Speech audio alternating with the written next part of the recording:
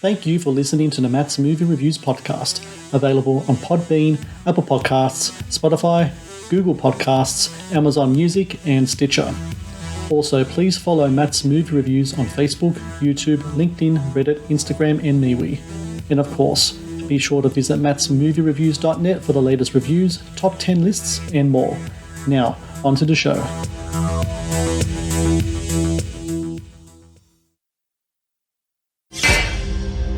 What do you want from me? I gave you a chance. I got an email this morning, summer gig. They're offering you $2,500 a day. Details are sparse, but it's definitely VIP. You must be Sir Jackson. You must be Ethan. Let's try a practice test. We'll see how you do. So, we are having a boy. I love you. I love you too. What's your dad do? I'm not allowed to say. What about your mom? How's work? Well, the kid's giving me sort of a strange vibe. They're just kids, Ethan. They can't help if they come from money, even if they're a little bit messed up. What about the baby? Is it planned? How do you know about the baby? He's obsessed with me in a total stalker sort of way. Jackson, hi. I'm Annie. Ethan's told me a lot about you. You must be a really special person. This needs to stop right now. You've been accused of assaulting Jackson. He's scared of you. There are some pretty substantial bruises on his leg. Jackson gave himself those bruises. I need this job. I have a baby on the way. I'm gonna have to let you go. How was your evening, Ethan? Lost everything thanks to you. Will you stay away from my family or I'll hurt you?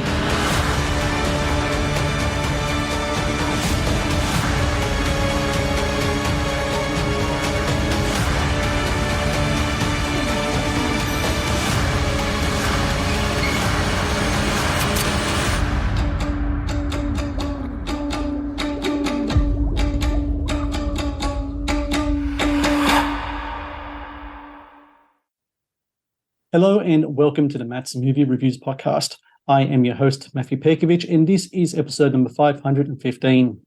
Out now in theaters across the US is The Tutor, a thriller that stars Garrett Hedlund as a tutor who, after being assigned an unexpected job at a mansion, finds himself struggling with the obsession of his student who threatens to expose his darkest secrets.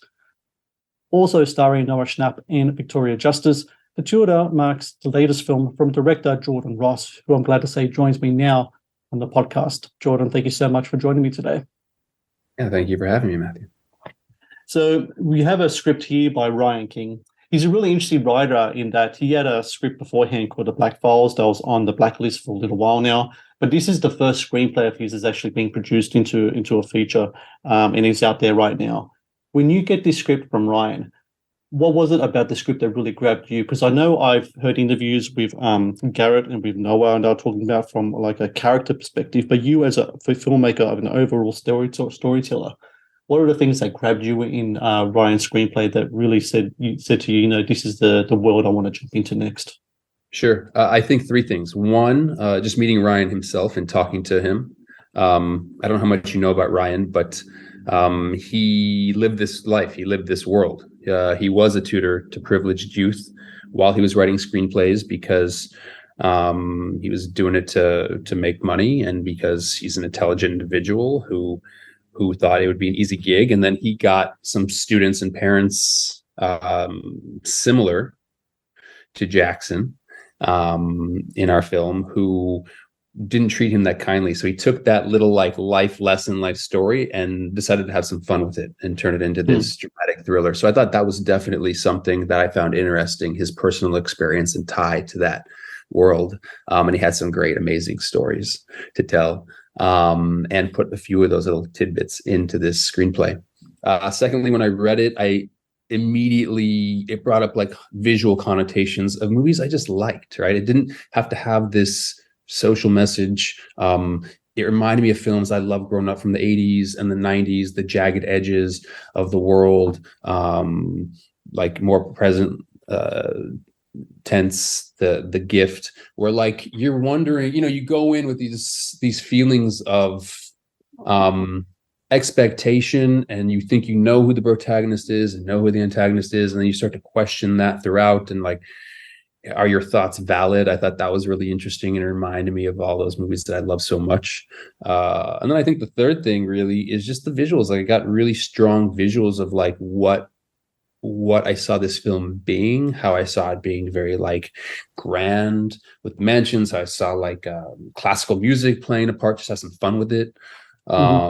And making shots kind of feel very static and letting the actors have that uncomfortable kind of interaction in scene versus like trying to go, kind of like chaotic and handheld with it. One thing that really spoke to me when I was watching the film, I think the main thing is the scary possibility that those with the means can really upend your life. And I don't know about you, Jordan, but something that really is concerning me these days is the kind of the rise of deepfake technology and AI and stuff. People can take your images, can take your voice, and do like really kind of, if they want to, really sinister kind of nefarious things with it. And sometimes people can have fun with it. I don't know if you saw those pictures of the former President Trump like being arrested, like those fake ones that were out there. They kind of look funny and all, but if you put like Joe Blow's face on that, just someone who didn't deserve this and was like manipulated off, that's some scary stuff, man. And I think that was something that spoke to me as well. Is that something that, like, when you're reading it about the possibility that a person with the means, with the resources, could really take someone's life and put it in the gutter? That's a really kind of scary situation. Yeah. I mean, speaking about AI stuff for a moment, that deepfake stuff, it's pretty incredible technology. There's also that clip of like Tom Cruise. Oh yeah. I mean, you're watching it and you're scratching your head thinking like, if this is where we are now, where are we heading? Where are we going to be? Where are we going? But I think also to your point, and this doesn't really have to do with the means, but more like just access. I think we live in such a digital world now that you can have a thought or idea, a perception, and very quickly, like, some insular little thought, idea, or group can disseminate that pretty quickly, and you don't know. It's hard, like you said, it's hard to really navigate through, like, okay, what's real, what's not, who is this is this person even real that, like, I'm talking to, or that's disseminating this information, or where are they coming from and what's their agenda. So yeah, I think a lot of that has to kind of like thematically play into this film, where people could have underlying motivations, and you, as just a normal person, like, you don't know what's going on. You don't know who to believe and who not to believe. I want to talk about Garrett Hedlund. He plays Ethan in the movie. He's one of those actors that I always look out for when his films come out, because he has a certain energy, he has a certain vibe to him that's unique to himself. And that's what I really dig about, like, specific actors. They can have that sometimes. They bring their own personality to the character sometimes. Not to say that they're playing the same character all the time, but some actors have that kind of like unique ability to do so.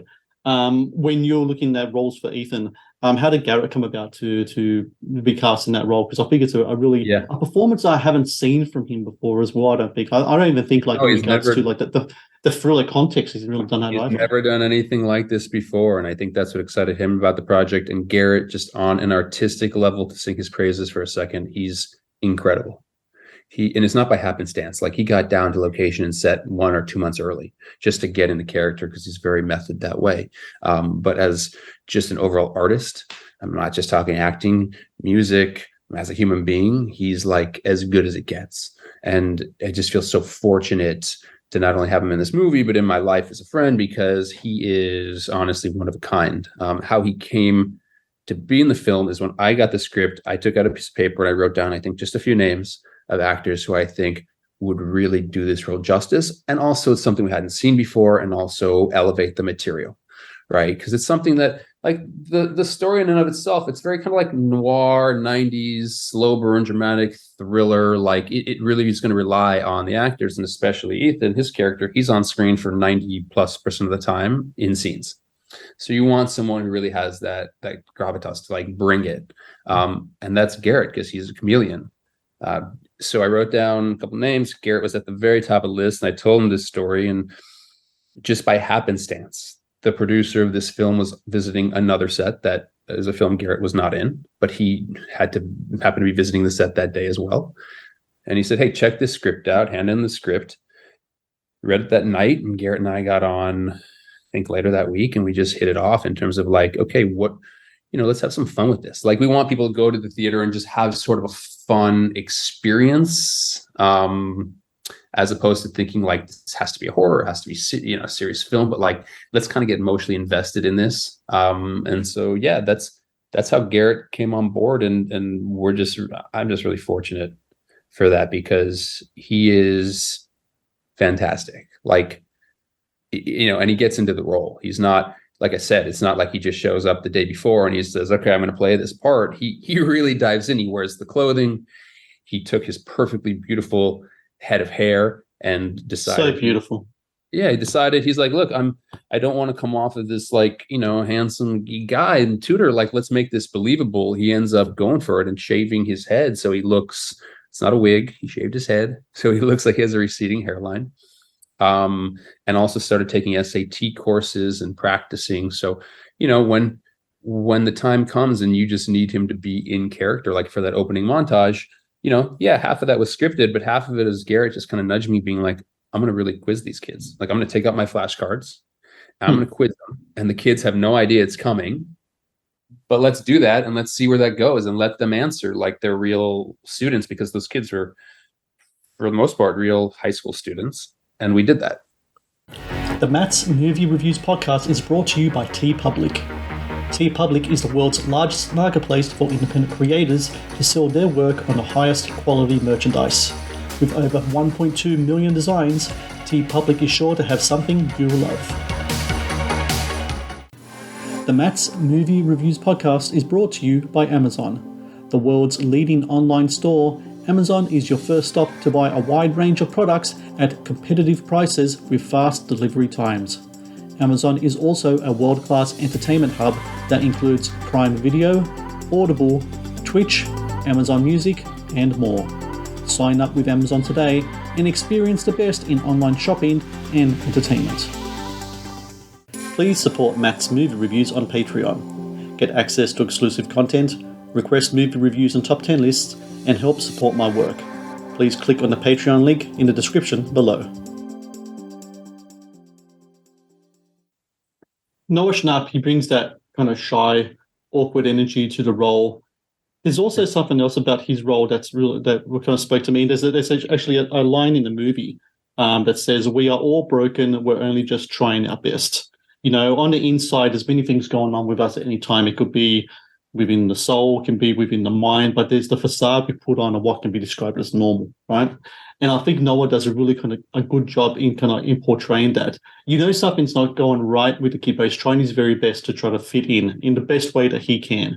How important was it for Noah to try to really tap into that energy of that?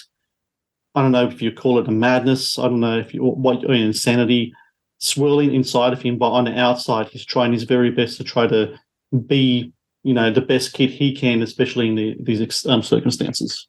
Sure. I mean, his character is affected, right? He's affected by the wealth that he has. He's affected by how he grew up. He's affected by circumstances that have happened to him in the past. He's affected by this tutor, and he's trying to juggle all that emotion at the same time testing Ethan and kind of seeing like where the line is blurred in terms of what he will do and won't do, so he knows how to like further test him.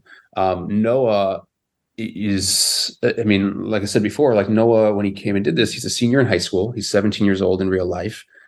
He's been acting for many, many years. We haven't really seen him in this kind of role, but he's just a dramatic pro. Like, we shot some of his most dramatic scenes right off the bat, and he came in, and that's always the hardest because you're really like, you're getting into right of the meat of the material right off the bat. First take, he drops a single tear.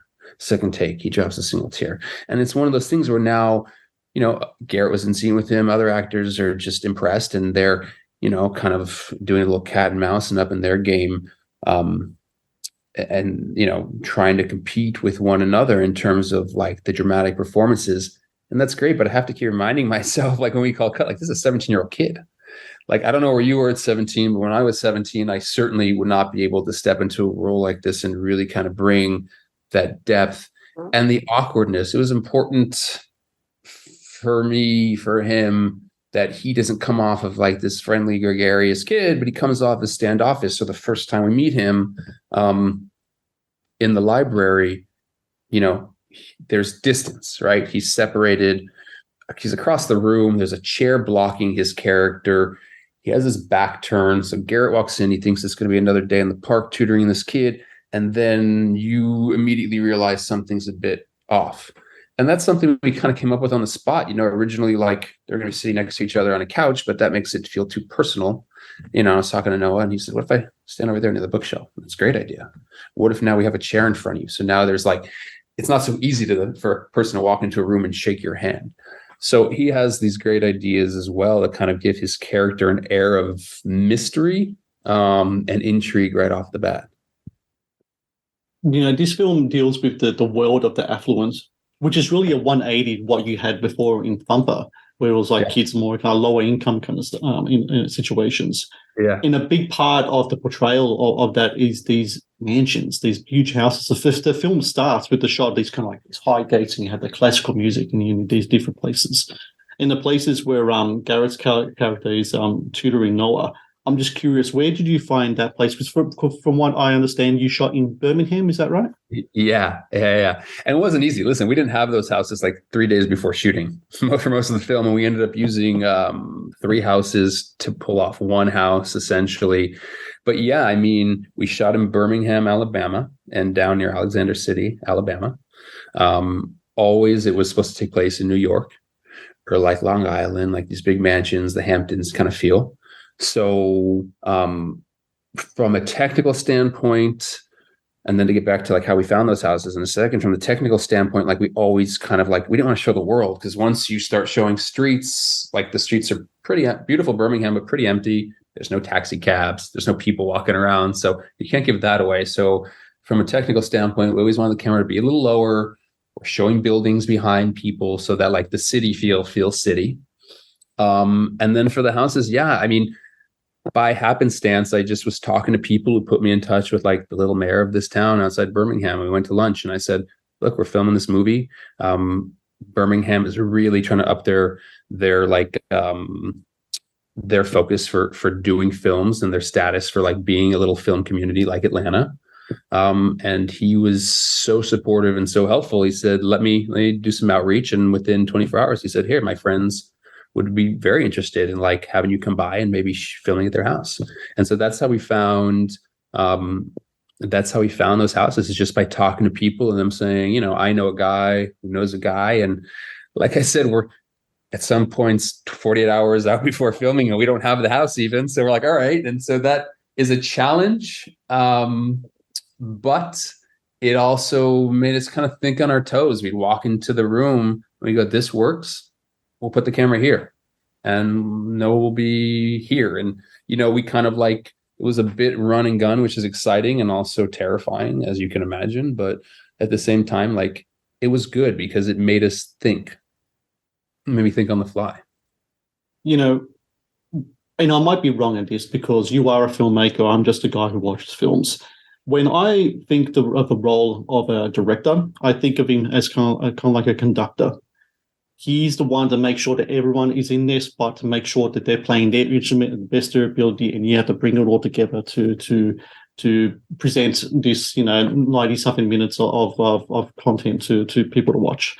A movie like The Tutor, though, there's different instruments happening at different times and can take you to the different emotional directions. And not to give away too much, though, but how do you, as the conductor here, as the filmmaker, as a director, make sure that you're hitting all these different elements, psychological, visual, everything else, to make sure that you can not only put together a good story, but make sure that you're keeping your viewer on their toes, because it is really a twisty movie. If I was going to equate it to a roller coaster, is this a thing that's going up and down and just everywhere to zoom in? You're going upside down, you're stuck up, looking down on the ground, and you're up again. It's one of those kind of films. I think it's I'm really curious about, as you as director, how to make sure that you get those twists and turns done right as a conductor of this piece.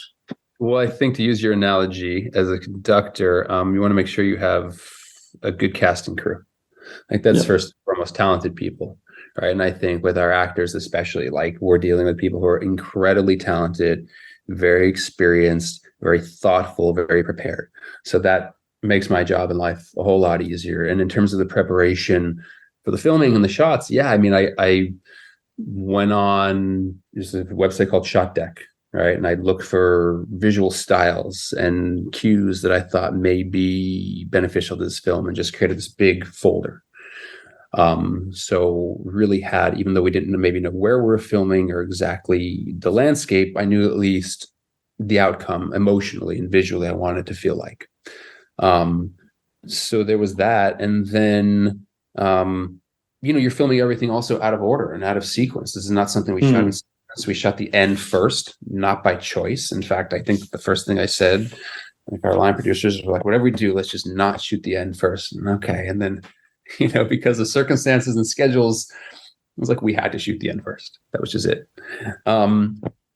So I think you have to rely on your team and your crew a lot. And like I said, it doesn't happen by chance that like you'll walk in somewhere and it just all comes together. Like people come prepared. Garrett was down in Alabama 1 or 2 months early.